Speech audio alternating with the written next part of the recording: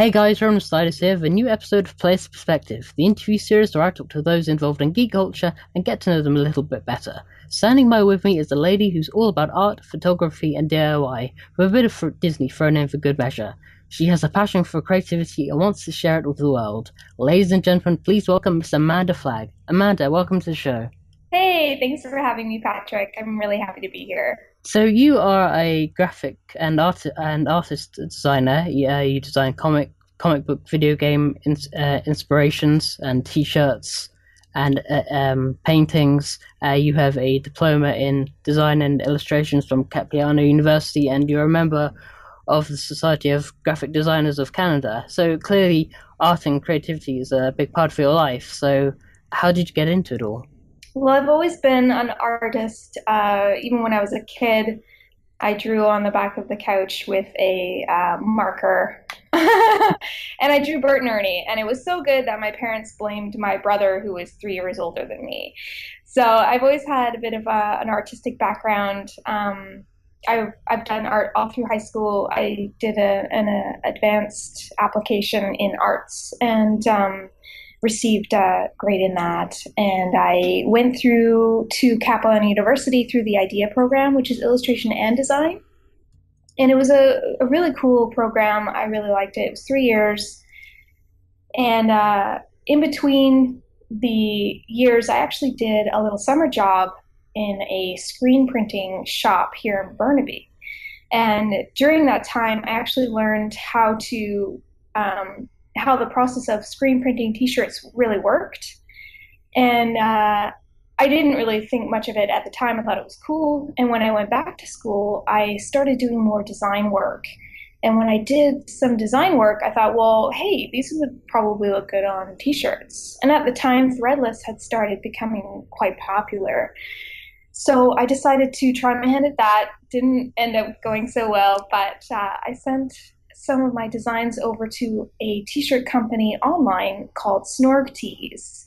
So I actually started working for them since 2009. So I was actually in college while I was working for them. So I sent over some designs for them, and they said, "Well, we don't really like your designs, but we really like your ambition and we like your style. Would you want to work for us?"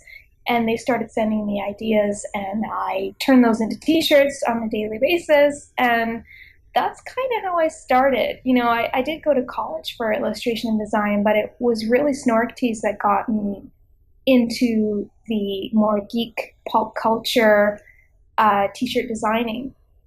I mean, their website's all about, the college tees and the funny tees, the science tees, the pop culture tees. So that really got my gears working, and they kind of held my hand through a lot of the process, and enough to the point where now I know all the ins and outs of t-shirt printing, and I know, who to design for and how to set up everything. And it's really interesting how it all kind of clicked into place. So that's kind of how I got into it. It's a long-winded story, but that's kind of how it happened.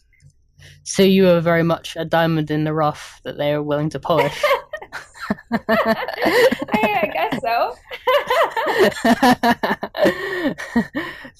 So do you have a preference in your type of designs? I mean, do you like paintings over illustrations or t-shirt designs? Do you have a particular preference that you like doing best?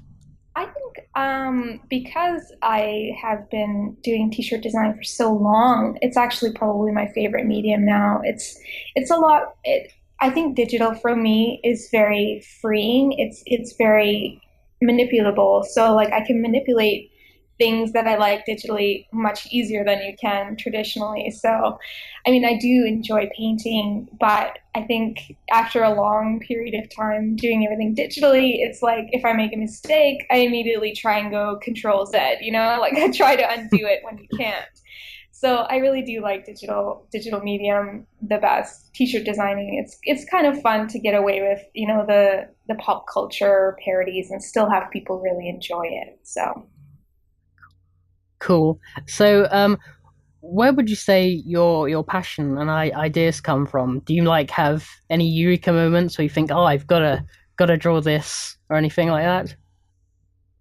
Oh, all the time. I usually it's when I'm not doing something artistic where I'm like driving in the car or in like I'm just going to bed. That's usually when I get the most. The ideas is when I'm just going to bed and I'm like just falling asleep. I'm like, oh, that would be a really good idea. And then of course I'm asleep, so I don't write it down. But um, yeah, I kind of take inspiration from a lot of other artists and, whatever's popular at the time. When Game of Thrones comes back on, you'll see a big influx of Game of Thrones t-shirts. So it's kind of what's going on in the industry as well. Yeah, Game of Thrones definitely keeps you on the edge of your seat.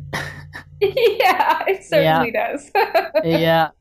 I had a discussion with a friend of mine a few days ago, and we've both read a lot of the books, and we've both decided on what the final scene of the next series should be. Ooh, no And spoilers. I don't know. no, no, and if we're correct, then there'll be lots of table flipping. 'Cause you won't see it coming. I can't wait. So, how would you be able to how could you describe your style in your designs? Do you have a particular? Is there a, like an Amanda Flagg design? Would you say, or would you, Um, or is it very varied? I would say it's varied. I mean, I think all artists do have a style, whether they like to admit it or not. We kind of all have our own, uh, I guess you could call them signatures, like, for example, one of my favorite t-shirt artists, Winter Artwork, has a very particular style where his line work is very smooth. It's very bold, and he sketches it out first, but he puts a big bold outline around it usually, and you can tell it's his as soon as you look at it. So I'm not sure what my own style is. I'd say that I'm very a lot of people have told me I draw a lot in Disney-esque style. So I guess you could say that's kind of a bit of my style. I'm not really sure if I have one or not, but I'm sure I do. I just don't notice. So Would you like to develop one? Would I you like think to I develop a would. style? Yeah. I mean, I think I'd like to be more aware of my style and kind of focus on that and maybe fine tune it to the point where people can immediately recognize me. I think the reason I have such varied art styles is in the t-shirt industry, you want your t-shirts to look, you know, on par with what you're parroting and on par with the reference that you're trying to get across, like the game franchise, the comic book. So, you can't really put a Disney-esque style on, say, a Punisher t-shirt. It just doesn't work. So you have to kind of vary your style depending on what you're drawing and who you're drawing it for. I'd say my t-shirts are a little more girly than I'd like to admit, but I'm working on that. So So you're also a photographer, and you do a variety of occasions from weddings, engagements, and portrait photos. And one of the things I get from looking at your work is that it's very clear in focus and particularly with lighting and lenses. So do you know a lot about the technical side of a camera? Well, I'm actually self-taught. So Oh, I bought my first DSLR when I was very young, and I had no idea how to use it. So there was a couple of years where I just kind of played around with it. But I know probably more than the average person about the technical side of photography, but I wouldn't call myself an expert by any means. I just have a lot of fun with it, and I love the way that my photos turn out, and I can usually get to the point where I'm like, I want this to happen, and I can make it happen. That's basically what I would say is my expertise in that department. and not I and when well, I suppose it can go for any form of creative expression, but knowing that the technical side of it is one thing, but knowing how to capture a moment on film or a canvas or a painting, it really you know have to have I guess a vision in your head of what you want, Absolutely. and yeah, and so would you say that in order to do be a photographer or something like that, you need to have both a good understanding of the technical nature of the work, but also have a creative input as well. Absolutely. I think a lot of photographers do have that creative mindset and that, very designer eye, you could say. You have a way of lining up a shot that moves the eye around the picture. And that's really important to, not only, the technical side of it, but know how to frame a couple in a photo, or if you're doing weddings, for example, know how to interact with them and really get the best moment out of that photo.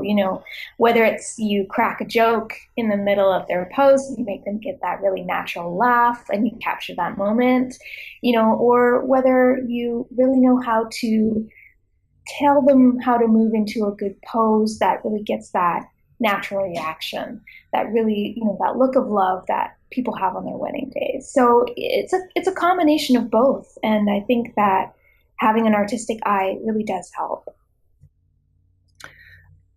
Would you say that there's a sort of a romantic quality about photography because you are kind of capturing moments, no matter what they are.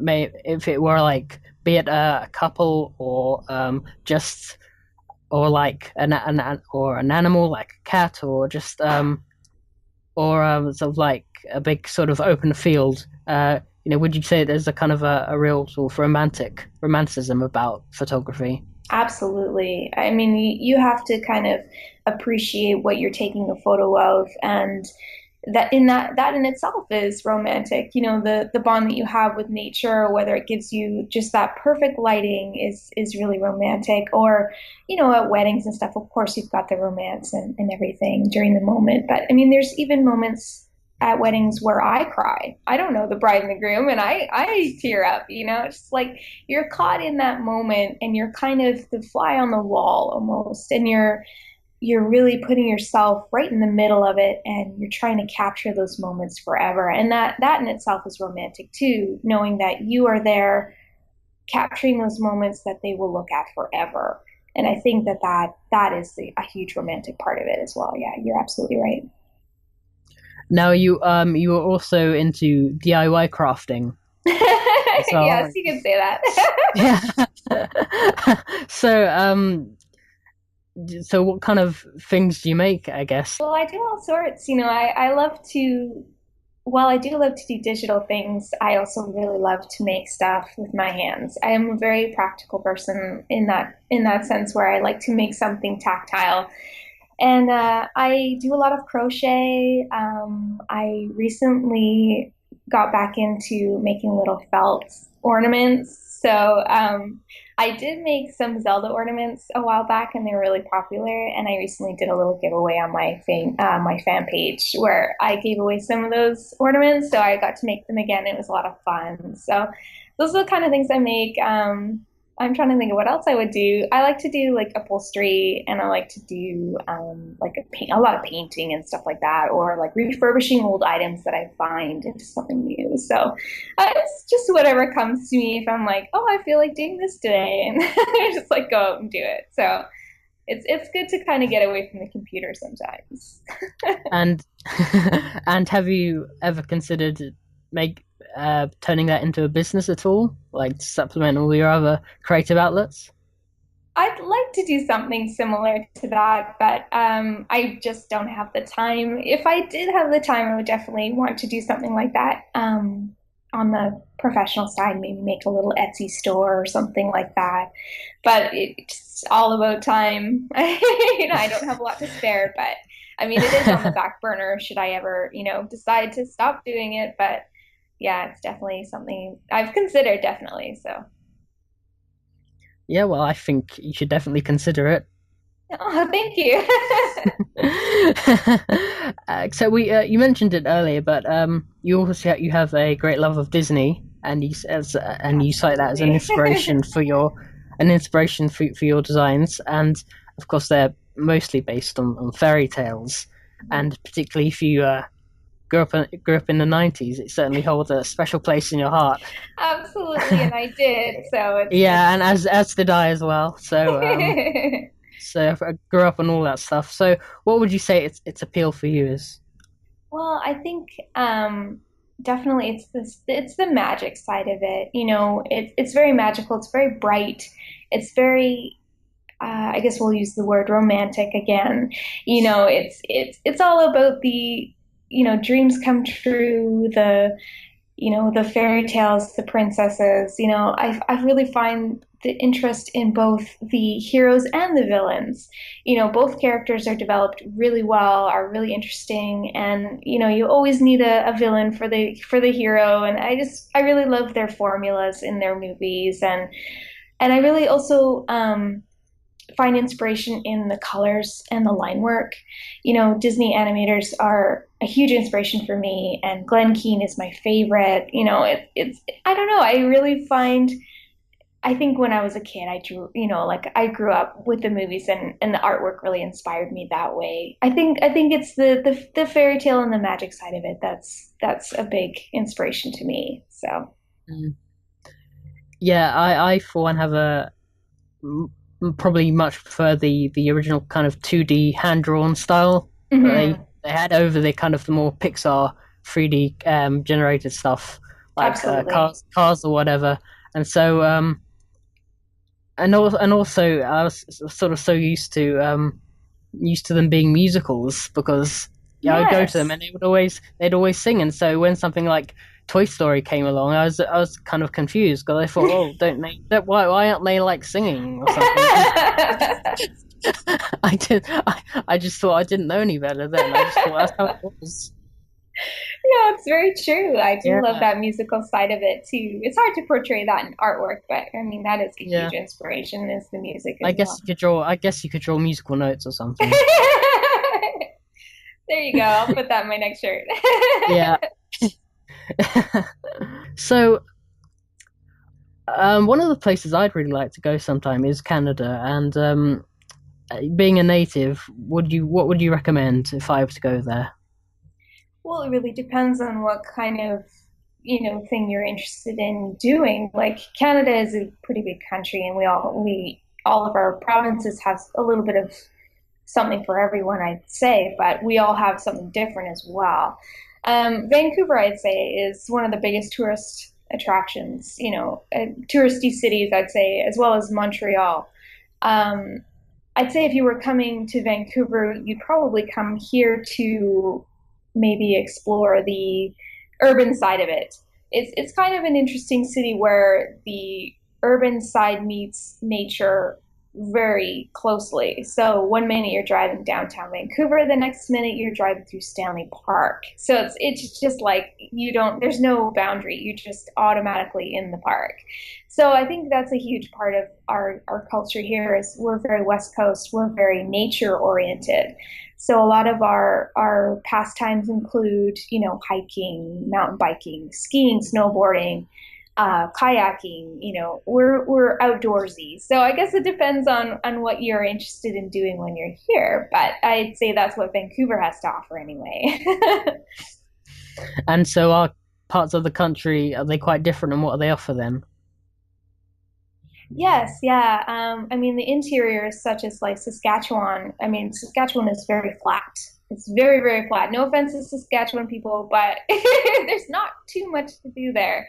I mean, they have some really cool like a lot of people go there to take photos, but they have great big fields and of like wheat, and it's really beautiful to look at because it's so flat. It just goes on forever, and that kind of thing is interesting to see. But I wouldn't say that there's too much else in that province. Maybe I'm wrong. I'm not that educated, but I think there's not too much to do in Saskatchewan. But if you were to go to more populated provinces like Montreal, you'd see Montreal, I'd say, is probably the best place to go. It's very art oriented, so there's a lot of galleries, there's a lot of museums, there's a big art culture there that we just don't have here. And I know a lot of my artist friends who would like to go to Montreal to pursue their graphic design and artistic side. So I'd say Montreal would be good for all those interested in the arts. And it's a very heritage city as well. There's a lot of cool buildings, a lot of history there. So that's a cool city as well.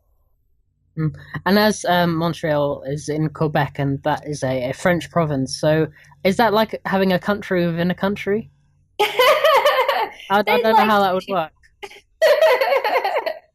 they'd like to think that they're on their own little country, but I mean, we do have French speaking provinces, but they're also very English as well. So you kind of get a mixture. I went to Ottawa for a couple weeks, and half spoke French, half spoke English. But even if you go there, there's always someone who can help you.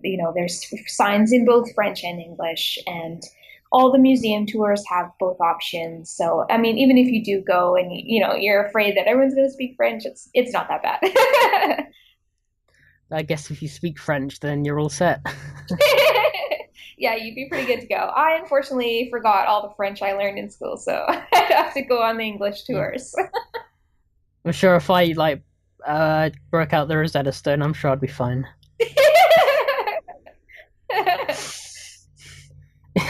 So, Amanda, what future projects do you have down the pipeline? I have quite a few. I'm working on putting together my own store. So that's my big one that I'm working towards right now. The guys at the Yeti have their own little mart. So there's shirts that you can buy all the time. I actually have one shirt in there already, but I'm working towards putting my own store together where I have a multitude um, of shirts for sale all the time. And so that's something I'm working towards right now by trying to create a lot more designs to go into the mart. So right now I am working on a couple designs. I just recently finished a Final Fantasy VI sketch for a little fake band tee. I recently finished a Team Rocket design, and I have a couple other things planned for the future, something Mega Man related, and hopefully some more Zelda because that's really my franchise. So Okay, so Amanda, I'm going to ask a question that I ask everyone who comes and does one of these interviews, and that is if a video game developer came up to you and said, Amanda, you can create any video game you like, what would it be and why? ooh, that's a good question. I think it would have to be something maybe like Pokemon Snap because I like photography so much and I really love that game.